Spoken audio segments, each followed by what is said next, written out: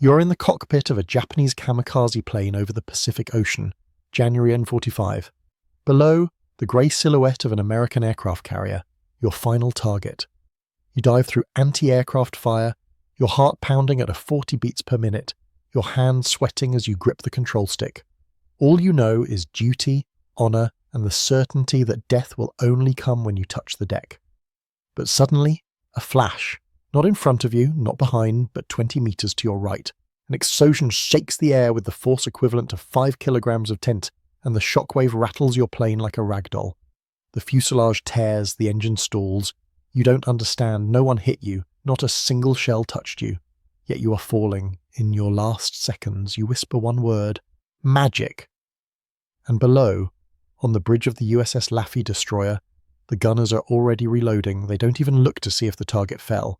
They know if the VT fuse worked, the plane is doomed. Until this moment, killing an aircraft was almost impossible. To shoot down a single bomber, gunners had to fire an average of 2,000 shells, according to Pacific Fleet combat logs from 1942 to 1943. 2,000! And even then, often without success. But now, one shot, one explosion in the air, and the target is destroyed. This wasn't luck, not a miracle, and certainly not magic. This was a secret technology developed in the quiet laboratories of Johns Hopkins University, a technology that increased the effectiveness of anti-aircraft fire sevenfold, from 0.05% to 35%, according to the US Office of Naval Research. All because the shell learned to see, or rather, to sense. By the end of this story, you will understand how a complete radar system with an antenna, a transmitter, and a vacuum tube embedded in a wax matrix ended up inside an ordinary 76mm artillery shell. You'll learn how engineer Merl Tuve made this fragile electronics survive an acceleration of 20,000 Gs, twice the force of a hammer blow to glass. How this technology, produced at a rate of 40,000 units a day by 1945, saved thousands of sailors' lives under the hail of kamikazes, and how it made the enemy believe that Americans wielded black magic.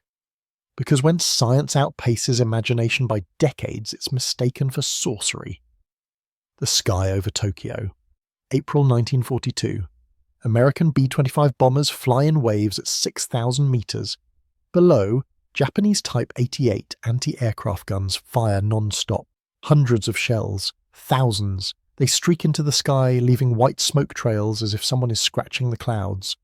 Explosions light up the air like distant lightning flashes.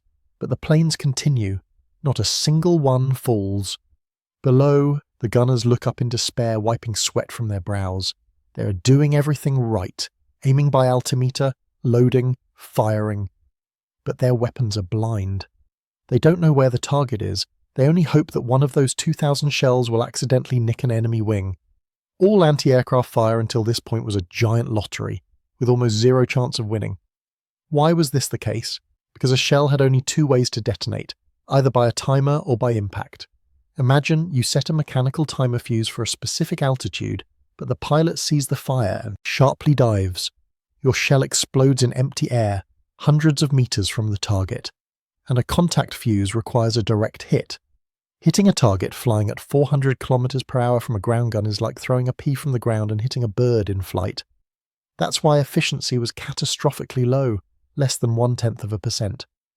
What was needed was a fuse that didn't guess, but sensed. But here's the most striking thing. Even when a shell did hit a plane, it often didn't explode. The contact detonators of the time were so fragile that upon impact with aluminum skin, they would simply shatter into pieces before they could activate. You'd see your shell strike an enemy wing, and nothing. The plane would fly on as if nothing had happened. This wasn't just frustrating. It was a systemic, total feeling of helplessness. Armies around the world had searched for a solution for years, and it appeared where no one expected it. Not in a command post, not in a ground radar station, but in a 6mm metal cylinder, travelling at 700 meters per second. What if a shell could determine for itself the moment it reached the minimum distance to a target? What if it didn't wait for impact, but exploded as soon as it sensed the presence of an aircraft nearby? It sounds like science fiction, but that's exactly what became reality. Because in 1941, a group of scientists at the Johns Hopkins University Applied Physics Laboratory decided to put a radar, directly into an artillery shell. No, this isn't a metaphor. It was a real radar system, with an antenna, a transmitter, a receiver and a battery. All of this packed into a casing the size of a soda can, designed to withstand acceleration capable of flattening steel. Applied Physics Laboratory, autumn 1941. The room is filled with smoke, blueprints and silence. One of the engineers throws a tiny metal cylinder onto the table. "Are you serious? Stuff a radar into that." The others laugh. "It's insane." Radars of that era were massive cabinets, weighing tons and occupying entire rooms. And here, a shell had to survive an acceleration of 20,000 Gs and spin at 500 revolutions per second. It was like throwing a glass light bulb into a working cement mixer and hoping it wouldn't break. Most were convinced it was impossible. But in the corner, Merl Tuve remained silent. He already knew how to do it. Its operating principle was brilliantly simple. Imagine the shell screaming into the void. Inside it, a miniature transmitter emits radio waves. As the shell approaches an aircraft, these waves reflect off the metal fuselage and return like an echo. A receiver in the shell hears this echo. The closer the target, the louder the echo. The moment the signal peaks, the detonator activates. Boom! Not upon impact, but at the ideal distance, 20 meters from the target. That's why a direct hit was no longer necessary. It was enough to fly close by, and a cloud of shrapnel travelling at 1,500 meters per second would turn the enemy aircraft into a sieve.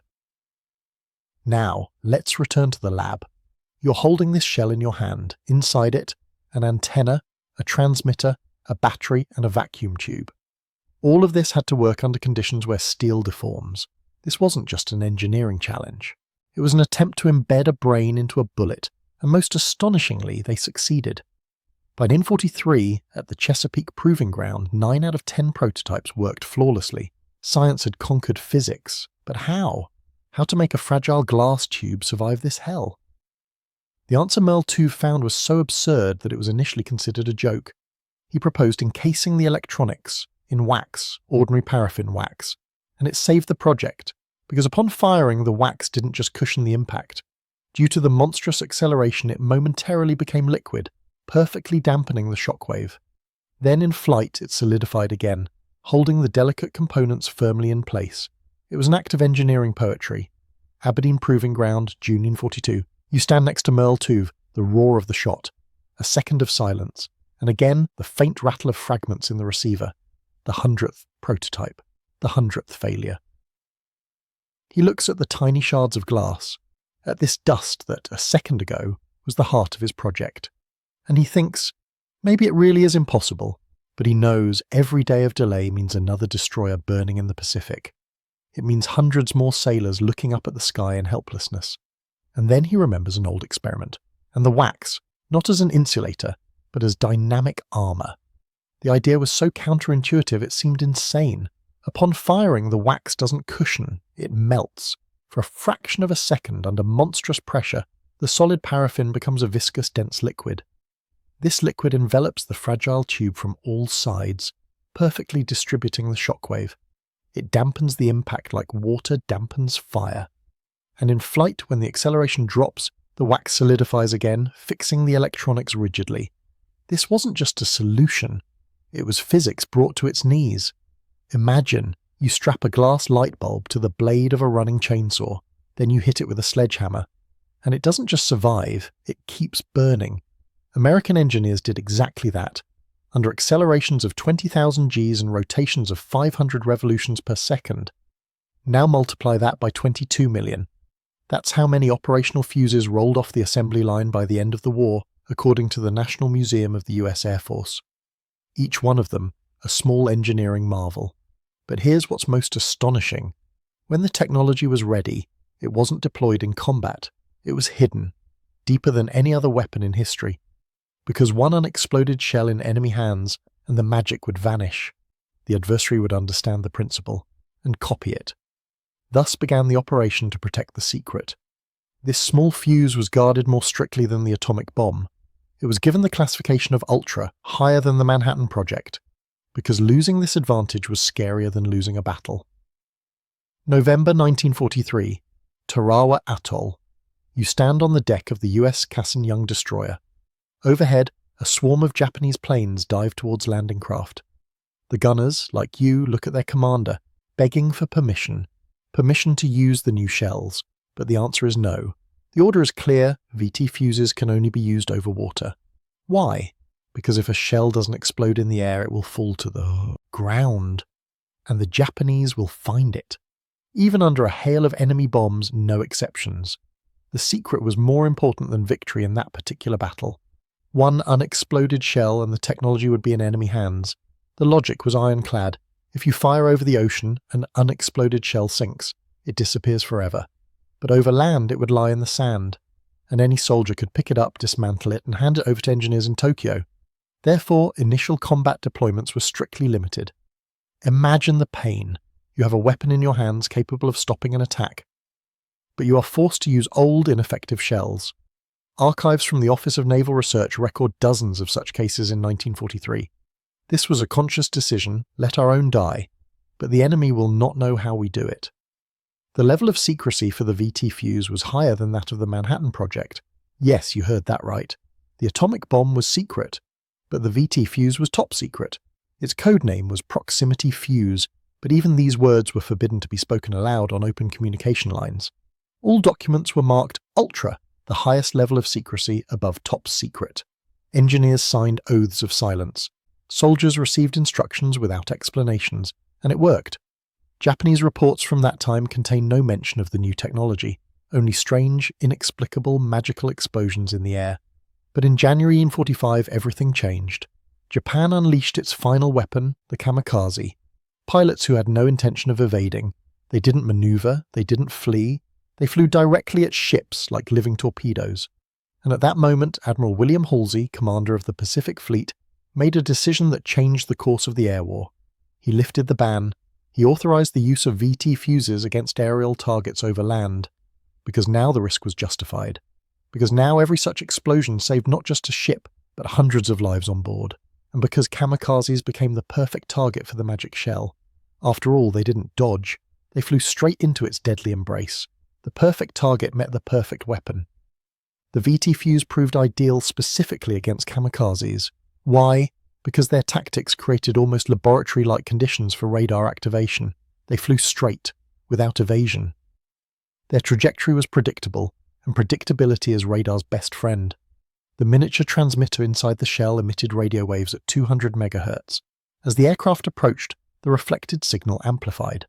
As soon as the difference between the emitted and reflected wave reached a threshold, the detonator activated. No direct hit was needed. It was enough to pass within 20 meters. This is why the effectiveness of anti-aircraft fire increased sevenfold, from 2,000 shells per kill to fewer than 300. Kamikazes flying in a straight line became an easy target for the invisible eye hidden in steel. April 1945, the Battle of Okinawa.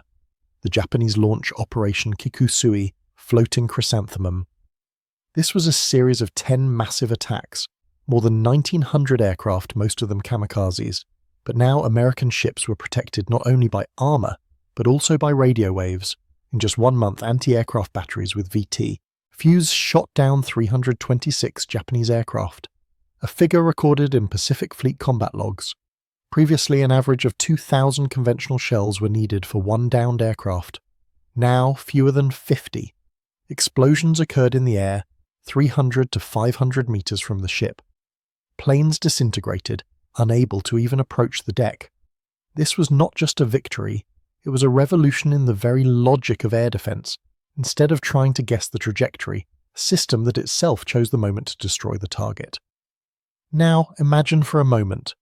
You are a 19-year-old Japanese pilot from the 3 Air Group. You see your comrade's plane, flying 50 meters to your left, suddenly engulfed in a blinding flash, no shot fired, no collision with anti-aircraft fire. Just an explosion in the middle of a clear sky. You don't hear the whistle of a shell, you don't see smoke trails. Only a silent, faceless death from the void. And then, in a mind overflowing with Buddhist beliefs and fear of the unknown, the only explanation available to a mind confronted with the incomprehensible is born. This isn't technology, it's black magic.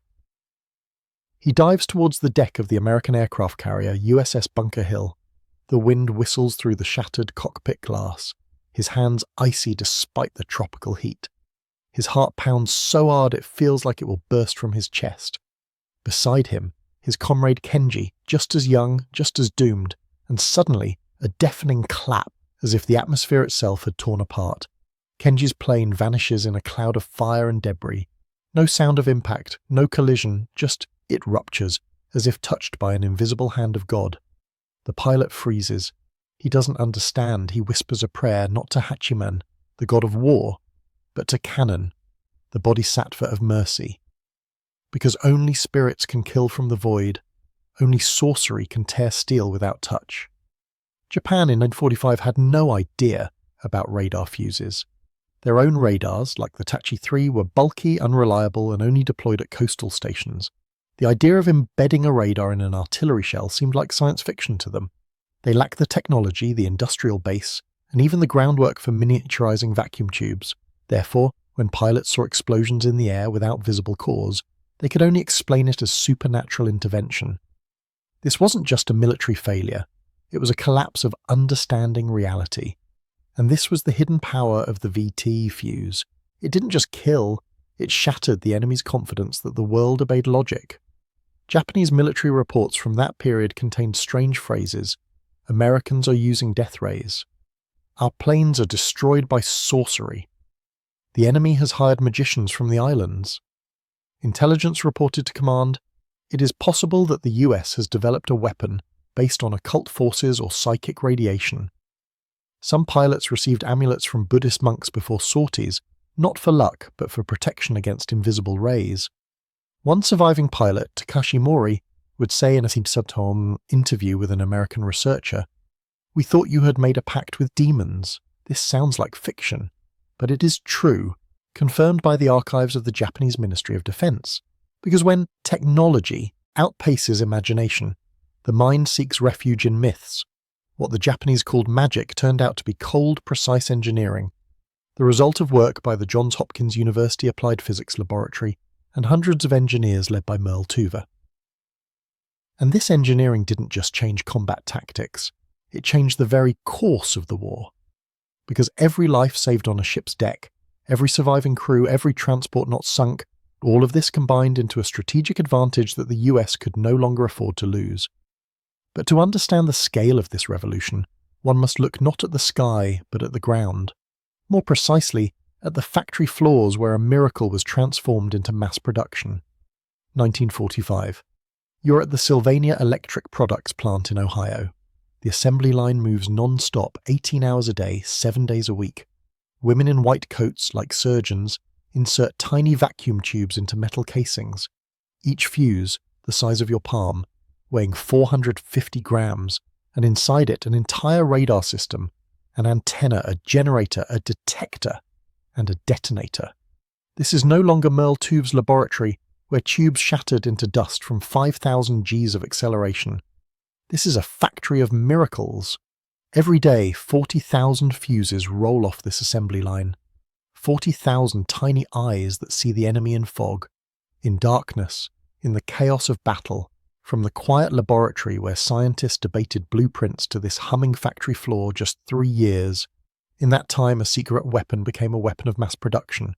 But how do you keep such a secret when hundreds of thousands of people are producing it? The answer, decentralization and total access control. Imagine a puzzle divided into 37 pieces. Components were produced at 37 different factories across the country, and no one knew what the whole picture looked like. Some made steel casings, others copper antennas, still others those very wax-encased vacuum tubes that melt upon firing. And only on secure assembly lines, guarded by military police and OSS agents, were all these parts assembled into a single device. Out of 100,000 workers involved in the project, only 2,300 had full access. The women on the assembly line didn't know what they were building. For them, they were just radio parts for the fleet. This is how the secret, guarded more strictly than the atomic bomb, became an industrial product without losing its mystery until August 1945. By the end of the war, the US had produced 22 million VT fuses. Consider that number. 22 million. That's more than the entire population of Australia in 1945. This isn't just statistics. These are 22 million moments when a shell made its own decision when to explode.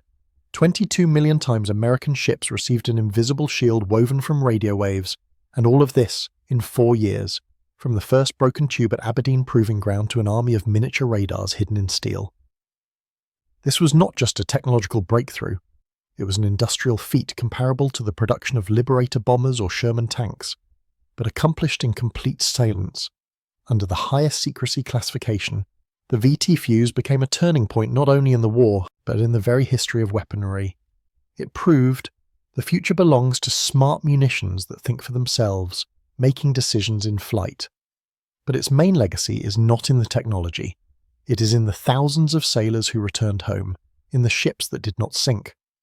According to estimates by the Office of Naval Research, VT shells saved at least 30 major warships, in the fear that gripped the enemy, confronted with the inexplicable. And now, as the smoke has cleared and the world tries to understand what happened, only one question remains. What was it really? Magic or genius? Both. Because the VT Fuze is the point where 3 worlds intersected. The world of engineering, a tiny radar that survives 20,000 Gs of acceleration and 500 revolutions per second. A limit that physics considered impossible.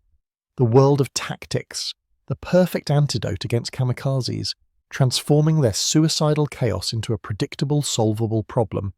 And the world of psychology, technology that was so far ahead of its time that the enemy mistook it for sorcery. This combination made it unique. It didn't just improve a weapon, it changed the very nature of combat. May 1945. You are young sailor Jimmy O'Connor. You stand on the deck of the USS Laffey off the coast of Okinawa. A month ago, your ship withstood 22 kamikaze attacks and 4 bombings, and survived, largely thanks to these shells. Today, silence. The sky's clear. You look into the distance and wonder, why did they stop coming? You don't know about radars. You haven't heard of Merl Tuve, but you are alive. Your friends are alive, your ship is intact, and somewhere in a prisoner of war camp, a Japanese pilot hears from an American officer, "It's not magic, it's radio waves." And he laughs bitterly, because now he understands he didn't lose the battle, he lost the future, in a race his country hadn't even started. There's a famous quote by writer Arthur C. Clarke, "Any sufficiently advanced technology is indistinguishable from magic." The VT Fuze is living proof of these words. For the Japanese pilot, it was a spell that tore steel from the void. For the American engineer, it was a solution that saved lives. But the essence is the same. When man encounters something he cannot explain, he calls it magic. And then science comes along and says, no, it's just the next step. The VT Fuze was precisely such a step. And it changed everything, from air defense tactics to the very philosophy of war. So what was it? Black magic that broke the enemy's spirit? Or the greatest engineering breakthrough of World War II? You choose magic or breakthrough. Write in the comments. And share this story with those who love tales where science becomes legend.